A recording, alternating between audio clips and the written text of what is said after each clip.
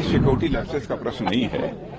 यह तो आप जानते हैं कि पहले कितनी आतंकवादी वारदातें होती थी। हमारी सिक्योरिटी फोर्सेस पूरी तरह से सजग हैं और ऐसी परिस्थितियां वहां पर पैदा होंगी कि फिर आतंकवादी वारदातें पूरी तरह से वहां से समाप्त होंगी। जो भी हुए हैं, इधर 1, 2, 3, 4 घटनाएं हुई हैं, वो निश्चित रूप से दुर्भाग्यपूर्ण हैं और हमारी सिक्योरिटी फोर्सेस पूरी तरह से सजग हैं।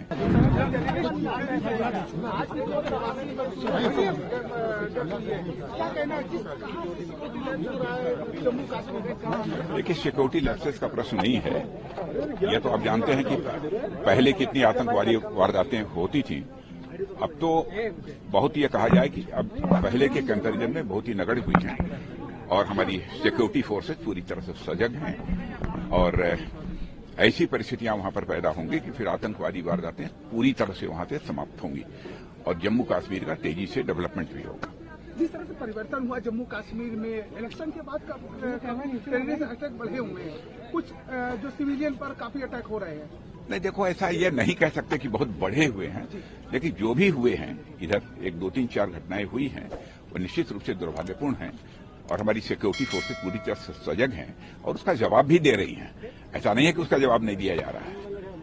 बहुत सारे टेररिस्ट मारे भी गए हैं। भारत चीन सीमा पर जो दीपावली में हुआ, इसमें दूरगामी परिणाम क्या देखते हैं कि भविष्य में क्या लगता है जिस तरीके से? देखिए, भारत का जहां तक प्रश्न है, भारत अपने सभी पड़ोसी देशों के साथ अपने रिश्ते अच्छे बनाकर रखना चाहता है और भारत और चीन के बीच लगातार साल 1.5 साल से ये बातचीत चल रही थी।